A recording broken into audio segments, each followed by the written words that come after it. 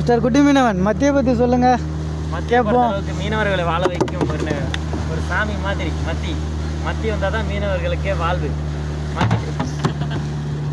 இந்தமாரி இப்போ பேசிகிட்டு இருக்கோல அந்த பையன் பார்த்தீங்கன்னா டப்பா விட்டு அடிக்கிறான். இவனால என்ன பண்ணலாம், அடி தரல தில்லாமா. இப்போ தானே தண்ணிலேருந்து குளிச்சு எந்திரிச்சேன். ப்ரோ பார்த்தீங்கன்னா திடீர்னு ப்ரோ மத்திய வச்சு மத்திய மத்தியம் சொல்லிடலாம்.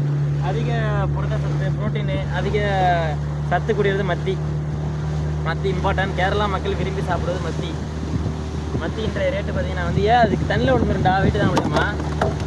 மத்தி இன்றைய ரேட்டு பார்த்தீங்கன்னா வந்து 220, சரியான ரேட்டு. 10 பாக்ஸ் 1 லட்சம் அந்த மாதிரி சரியான ரேட்டு. மத்தி தான் மக்களே. மத்தி டெய்லி மட்டும் தான் மீனவர்களோட வாழ்க்கை சும்மா அமோகமாக இருக்கும். அமோகமாக இருக்கும். மத்தி டெய்லி போட்டுட்டு இருந்தாக்கா அப்பப்போ படுறதுனால தான் எங்களால் கொஞ்சமாவது வாழ முடியுது. இன்னும் போட்டுக்கே சுத்தமாக படாம ஒன்றும் பண்ண முடியாது. மீனவர்களால் கொஞ்சம் கஷ்டமாக இருக்கும். வேறு தொழில் மாட்டு தொழில் பண்ணுறது ரொம்ப கஷ்டமாக இருக்கும். மத்தி தான் என்றைக்குமே எங்களுக்கு மாஸ். ஒரு சில இடத்துல வந்து மத்தி வந்து சால மீன் அப்படின்னு சொல்லுவாங்க. நாங்கள் இப்போ எப்போதுமே மத்தி தான் சொல்லுவோம். கேரளாக்காரங்களும் மத்தி தான் சொல்லுவாங்க.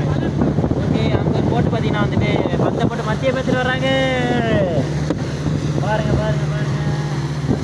3 பஸ். அந்த போட்டுக்கு 3 பஸ் மத்தியம்.